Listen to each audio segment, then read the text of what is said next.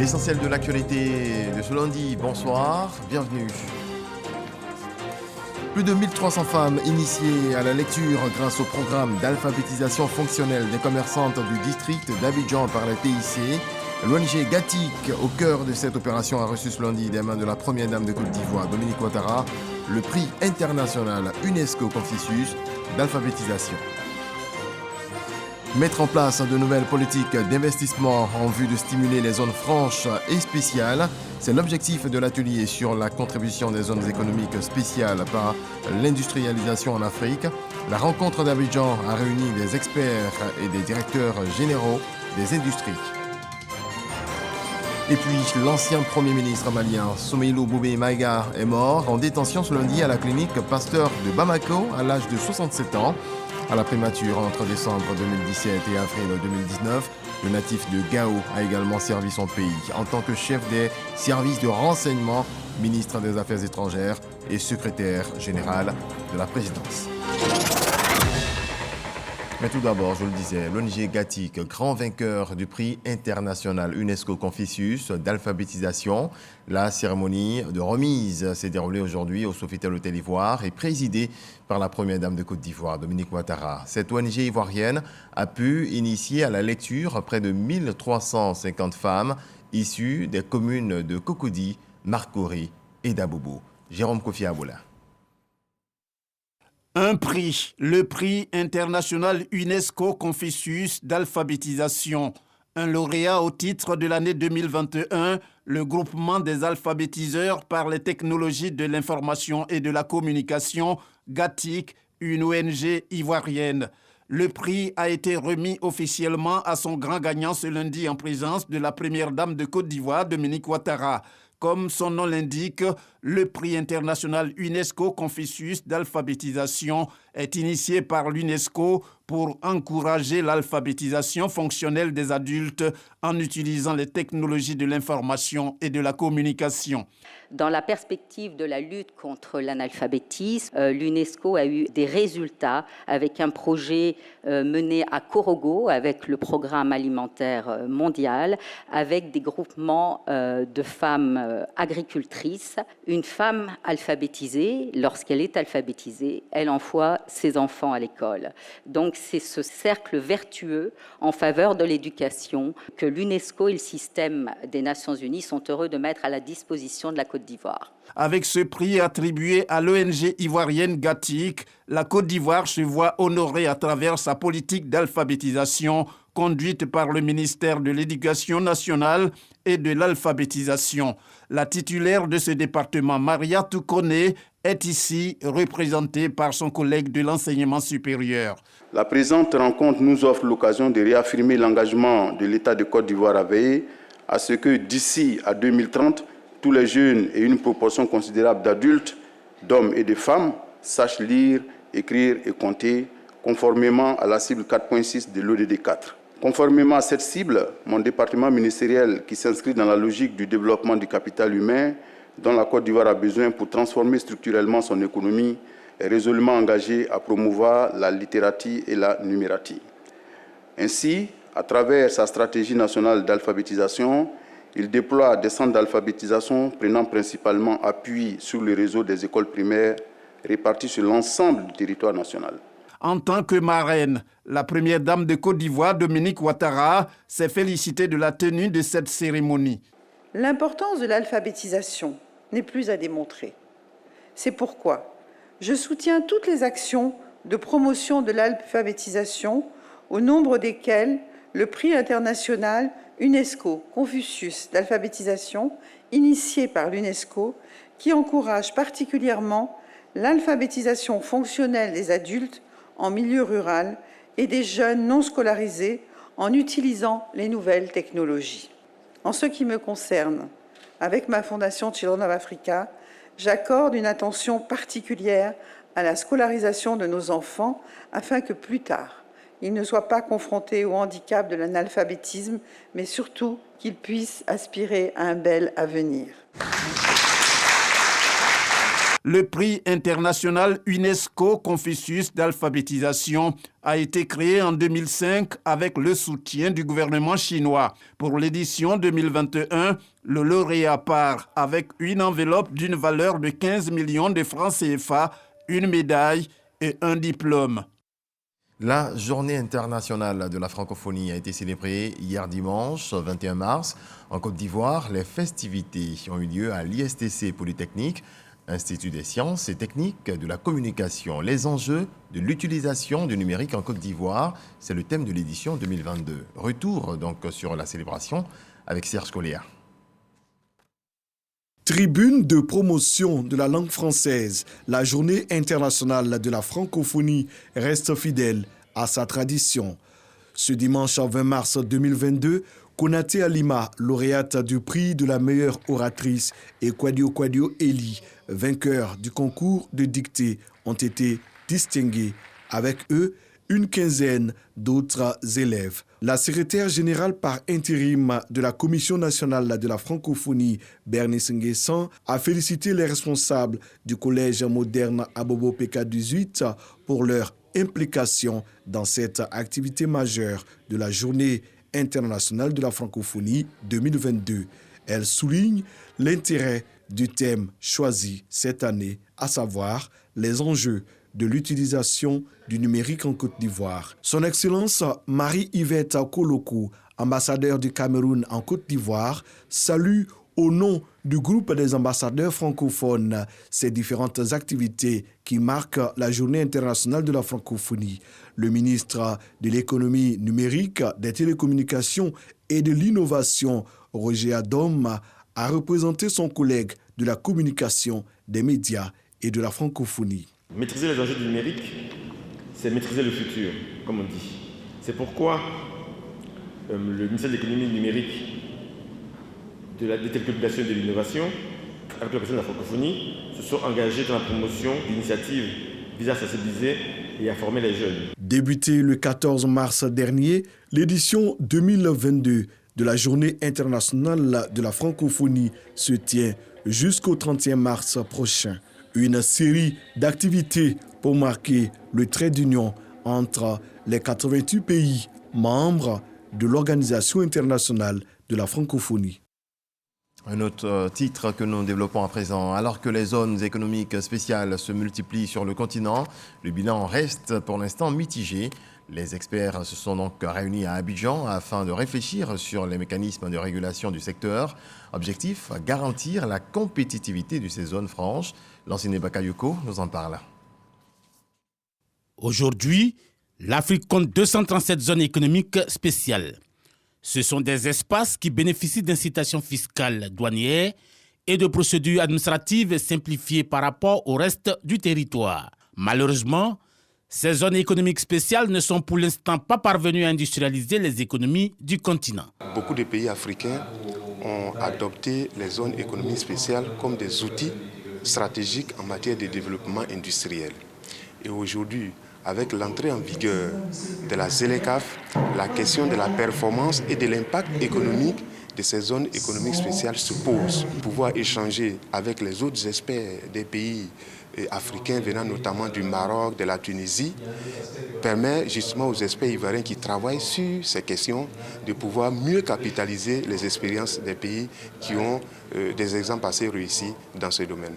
Objectif, attirer des investissements étrangers et développer des secteurs d'activité variés. L'État s'engage ou investisse dans le développement de ces zones économiques spéciales et particulièrement pour ce qui nous concerne dans le développement des zones industrielles, mais c'est de faire en sorte que ces zones aient un véritable impact sur la croissance économique, sur la création d'entreprises et sur la création bien évidemment d'emplois et de richesses.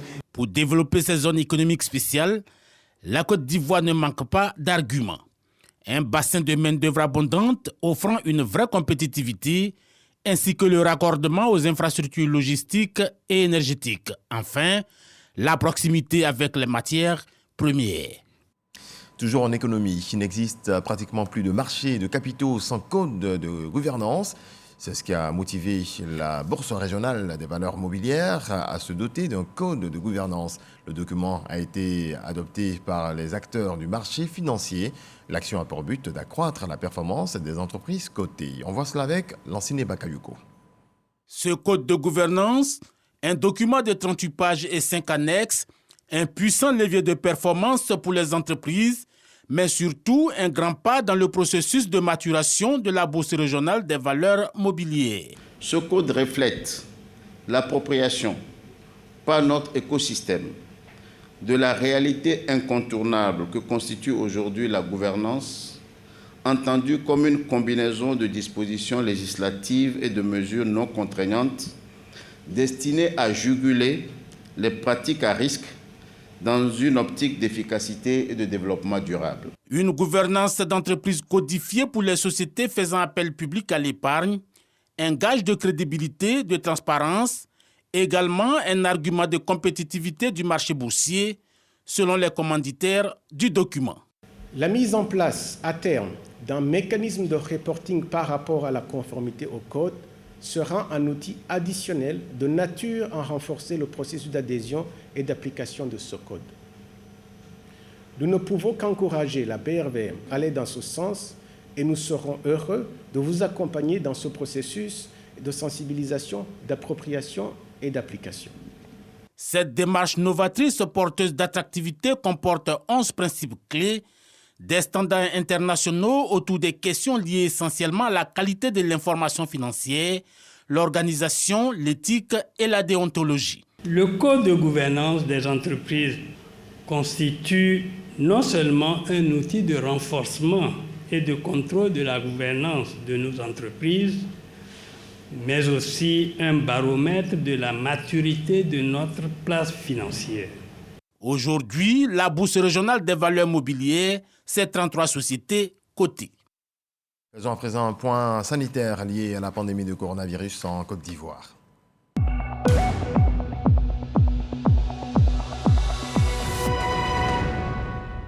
Le ministère de la Santé, de l'Hygiène publique et de la couverture maladie universelle a enregistré ce lundi 21 mars 2022 4 nouveaux cas de Covid-19, 15 guéris et 0 décès.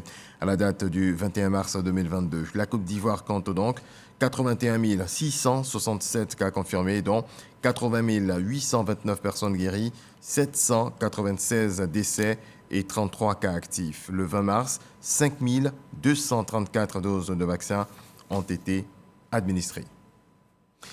Un centre de santé intégré pour le village de Gros-Gros, c'est dans le département de Tibissou. C'est une infrastructure sanitaire qui va servir 5 villages. Elle est réalisée par le gouvernement avec le soutien des cadres et Soro Corona était à l'inauguration. Voici son reportage. La santé se rapproche de la population. Les offres de santé des populations de Gros-Gros et 5 autres villages du canton d'Anafoué, département de Tibissou, s'améliorent. Un nouveau centre de santé intégré avec un pavillon de nutrition et les logements de l'infirmier et ceux de la sage-femme inaugurés par des membres du gouvernement. C'est un projet cher au village de Gros-Gros qui se réalise.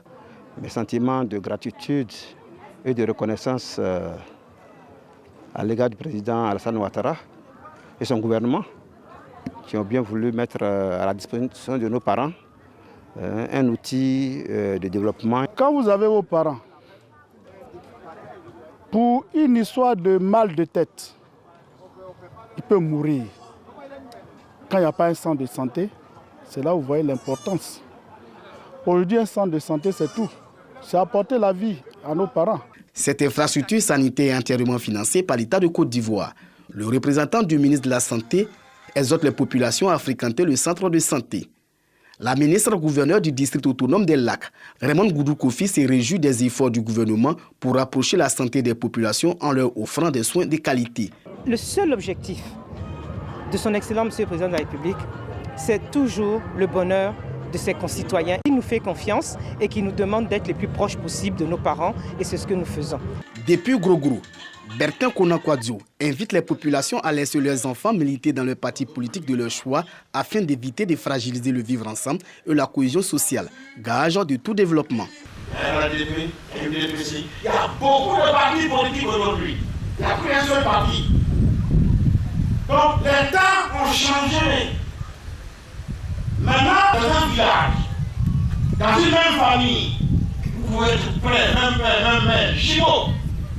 Un qui est au RDP, un qui est au PDC. Le président de la cérémonie, le ministre d'État, ministre de l'Agriculture et du Développement rural, appelle les populations à accompagner le président de la République dans la réalisation de sa vision, celle de développer toute la Côte d'Ivoire. Il faut que les parents comprennent qu'aujourd'hui, on a besoin d'aller de l'avant.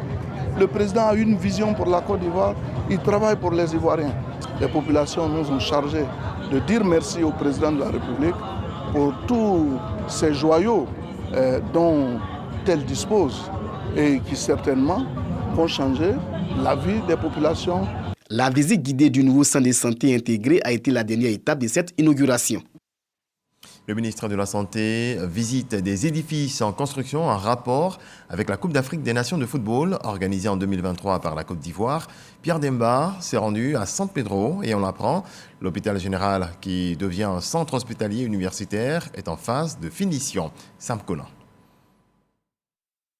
Le ministre de la Santé, de l'Hygiène publique et de la couverture maladie universelle en visite de travail au CHU, centre hospitalier universitaire de San Pedro. Pierre Demba, en compagnie de son collègue ministre, Félix Anoblé, maire de la commune, s'est rendu dans les 14 blocs équipés de matériel et d'un plateau technique de dernière génération. 2%, c'est le taux d'exécution des travaux restants. Initialement prévu pour être un hôpital général, l'édifice sanitaire est transformé en centre hospitalier universitaire et va être inauguré dans les semaines à venir. Nous sommes en fin de chantier, nous sommes en train de mettre les dernières mains afin que ce CHU soit livré à la population. Je pense que j'ai vu un centre hospitalier aux normes avec les équipements de pointe. Nous sommes en train de passer en revue les dernières finitions pour s'assurer que aussi bien le matériel que les fluides médicaux, qui sont des équipements importants pour le bon fonctionnement de l'hôpital, sont en place. Surtout qu'il s'agit de San Pedro, l'une des villes importantes de notre pays, qui va accueillir davantage de monde. Donc il faut vraiment doter cette ville d'un CHU digne de son nom avec les équipements qu'il faut. Le ministre Pierre Demba et sa délégation ont également visité les travaux de rénovation et de réhabilitation du centre hospitalier régional. Des travaux qui connaissent un retard, a constaté le ministre de la Santé, de l'Hygiène publique et de la couverture maladie universelle. On reste à l'intérieur du pays. Bientôt, le forage de Maké dans le département de Grand Laou sera à nouveau exploitable. L'Office national de l'eau potable va s'occuper de la question. Construit en 1985, ce forage a été délaissé pour le fort débit de l'eau, empêchant les travaux. Le point de Didier Nguessan. La lagune Tagba, salubre, est longée par une ripisylve, cette forêt en bordure d'eau avec sa diversité végétale. Elle ceinture la presqu'île de Maké, village d'Ida situé à une vingtaine de kilomètres de Grand Laou. Un écosystème que même la science hydraulique a eu du mal à dompter. Ce forage en est le symbole. Construit en 1985, l'eau y coule depuis 37 ans sans discontinuer. L'ouvrage, abandonné depuis par la société de forage à cause du fort débit de l'eau, est une aubaine pour les villageois. On puise pour préparer. Bon, il y a certaines qui boivent ça. Bon, comme c'est un peu salé, nous on va à la source pour puiser pour boire. Sinon, il y a certaines qui boivent ça. On n'utilise plus beaucoup pour se laver. Bon, au fait, c'est du gâchis au moins. C'est du gâchis parce que s'il y avait un moyen, on pouvait arrêter ça. Et puis, quand tu viens puiser, tu peux ouvrir le robinet et puis fermer. Mais ça, avant, ça coulait un peu plus fort que ça. Maintenant, au fur et à mesure que les années passent, ça commence à diminuer. Apollos a connu la fontaine étant enfant. Les années se sont écoulées autant que l'eau a coulé. Aujourd'hui, père de famille, il relate l'histoire de ce point d'eau. Ils ont envoyé des machines. La machine, la société Foraco, est venue creuser pour trouver l'eau. Maintenant, puisque l'eau était trop abondante, ils n'ont pas pu créer en fontaine. Donc, ils ont laissé le mécanisme comme ça. Se créer, fonctionner lui seul jusqu'à ce que la pression diminue jusqu'à aujourd'hui. Avant, la pression était plus forte que celle-là. Donc c'est comme ça depuis 1985 jusqu'à aujourd'hui. On ne pouvait pas arrêter parce qu'on dit la pression de l'eau est trop forte. Si on arrêtait, ça allait péter la cour. Aucune société n'est venue faire l'entretien jusqu'à aujourd'hui. C'est nous-mêmes qui faisons notre entretien. Consommation, cuisine ou lessive, cette eau de forage sert à tout. Elle semble incolore, inodore et sans saveur. Les qualités d'une eau potable. Mais l'est-elle vraiment? Sa consommation présente-t-elle un risque pour les villageois? Contacté par la RTI, l'Office national de l'eau potable, ONEP, a dépêché ses techniciens sur le site. Des prélèvements ont été effectués le 27 janvier dernier et le laboratoire d'analyse et du contrôle de la qualité de l'eau a conclu que l'eau du forage de Maké respecte les normes de l'OMS. Elle est potable, en tout cas d'un point de vue physico-chimique que bactériologique. Donc c'est une eau en réalité qui peut être consommée sans danger.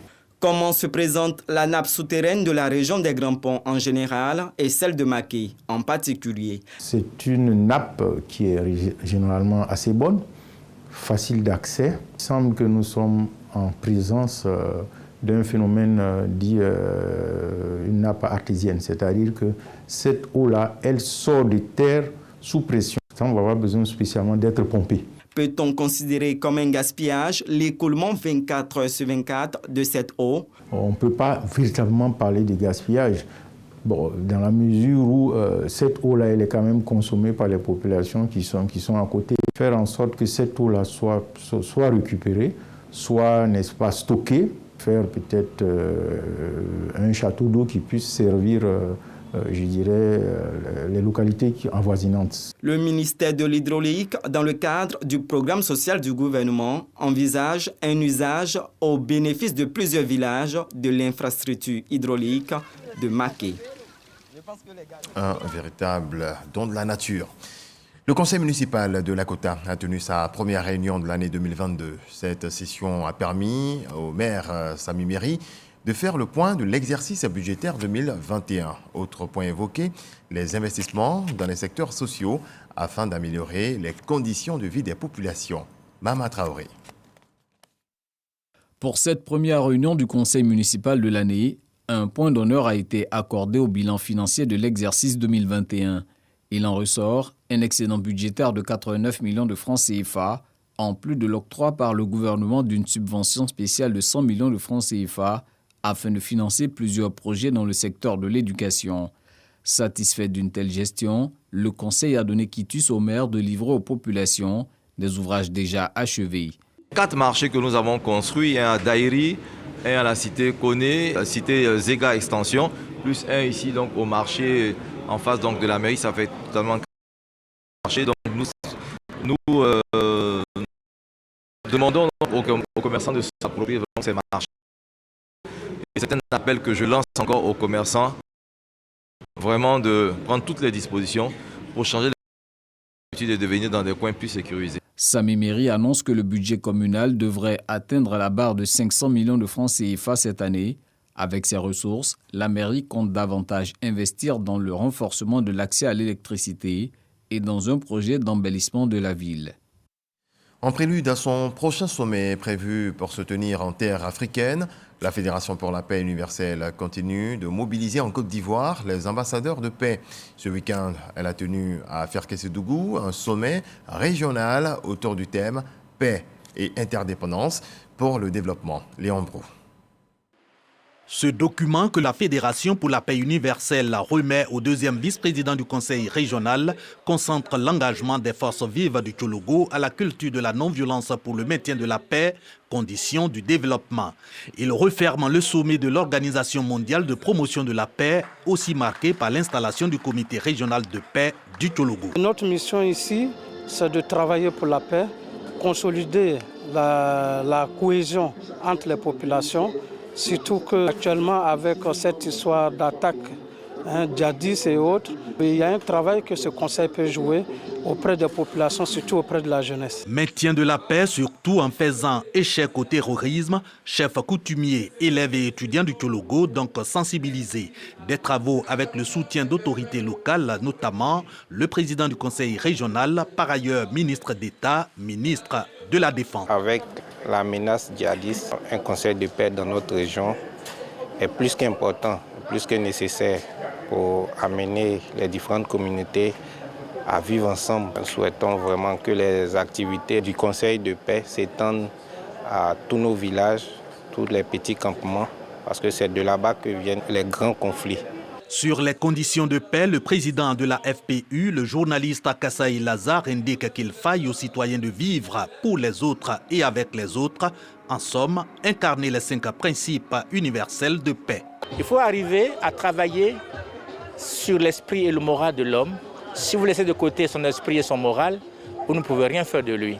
Que la famille que nous avons créée aussi nous-mêmes soit vraiment précieuse comme la prunelle de nos yeux. Parrainé par le ministre de l'Enseignement supérieur et de la Recherche scientifique, le sommet de la Fédération pour la paix universelle pour la région du Tchologo est placé sous le patronage du ministre d'État, ministre de la Défense.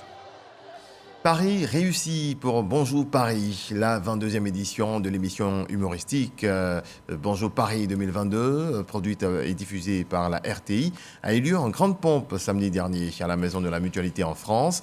Plus de 2000 personnes issues, en grande majorité de la communauté africaine, étaient réunies pour un spectacle à guichet fermé. Les humoristes et non des moindres, tels Go Michel, Cravate, Le Magnifique ou encore Priscilla Desgameuse et Ramatoulaye se sont succédés sur la scène au grand bonheur du public. Parga se reconnaît. Paris, rue Saint-Victor dans le 5e 24, la maison de la mutualité surchauffée. C'est que les humoristes de Bonjour, émission humoristique de la RTI, sont en pleine prestation. Sur le podium, ils tiennent le public parisien en haleine. La beauté d'une femme, c'est le cœur. Hey, les belles filles ont trop la chance, les gars. Quand vous regardez la télévision, par exemple, les belles filles font des émissions fashion. Quand c'est nous, les moches, c'est les publicités de gaz. Publicité de cubes d'assaisonnement. Et tu vois nos scénarios. Ma chérie, mon mari a découvert une nouvelle tomate. Ce grand rendez-vous du rire de la RTI a bénéficié du soutien des membres du gouvernement, du conseil technique du président de la République, Lassana Ouattara, dit l'ASPR, et de l'ambassadeur de Côte d'Ivoire en France, parrain de Bonjour Paris. On m'a dit qu'il y a plus de 1700, environ 1700 personnes dans cette salle. Monsieur le ministre, à notre demande, la RTI a bien voulu organiser ici à Paris Bonjour. Ceci pour rassembler nos compatriotes, pour vivre la fraternité, pour vivre l'union, pour vivre la paix retrouvée. Cette cérémonie est en train de devenir une cérémonie continentale parce que les humoristes ivoiriens ont du renom aussi bien en Côte d'Ivoire qu'en Afrique. Je voudrais leur dire infiniment merci au nom de Madame le ministre d'État. Que la fête soit belle. Je vous remercie. Le chef de l'État a demandé d'être proche de nos compatriotes. Nous ne pouvions être là et avoir cette occasion de rassemblement de tant d'Ivoiriens sans nous associer à ce rassemblement et être avec eux et partager donc un moment de détente. Surtout que nous savons que c'est un des premiers spectacles depuis la crise de la pandémie qui permet de réunir en un lieu autant d'Ivoiriens. C'était une belle occasion de communion, une belle occasion de cohésion et il était important que le gouvernement soit présent à côté des Ivoiriens pour leur apporter tout le soutien et tout l'appui institutionnel qu'il faut en pareilles circonstances. Nous sommes d'abord à Paris en mission et bien évidemment en marge de la mission. Lorsque nous avons été informés de l'organisation du Bonjour 2022 à Paris, à l'invitation de l'ambassade, nous sommes venus donc assister. Et c'est toujours avec un plaisir renouvelé que nous constatons le talent de nos artistes et surtout la grande mobilisation des Ivoiriens donc de France autour de cette activité. Bravo à la RTI. Bonjour à Paris, une initiative de la RTI et de ses partenaires. Un ministre de la communication énergique qui est venu, qui a dit RTI, prenez toute votre place. Ça faisait beaucoup d'années maintenant qu'on ne revenait pas à Paris. Il nous a dit allez-y. Ensuite, un ambassadeur féru de culture qui se trouve dans la capitale de la culture, Paris, qui s'est engagé.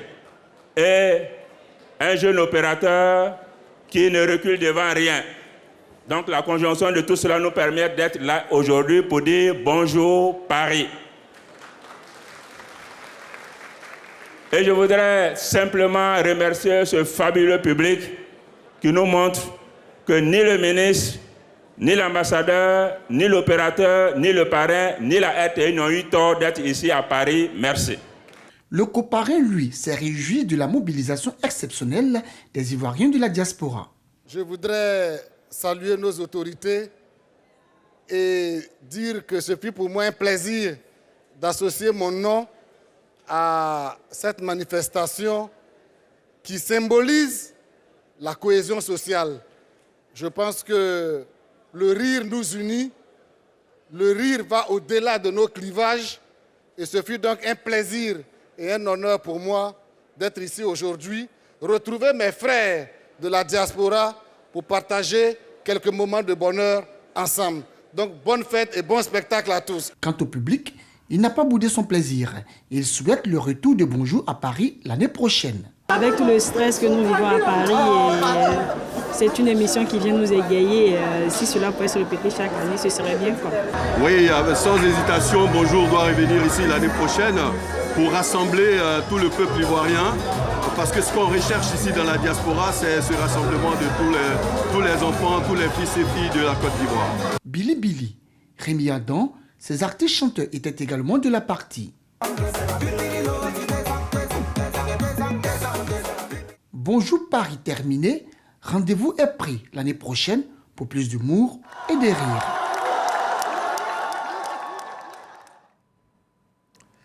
Très belle cérémonie qui a tenu toutes ses promesses. Dans le reste de l'actualité, l'ancien Premier ministre malien est mort aujourd'hui à l'âge de 67 ans à Bamako, où il était en détention dans une affaire de fraude présumée. Soumaïlou Boubé Maïga, détenu depuis août 2021, est décédé dans la matinée dans une clinique de Bamako. Après une détérioration de son état de santé, des médecins avaient demandé son évacuation à l'étranger pour des soins.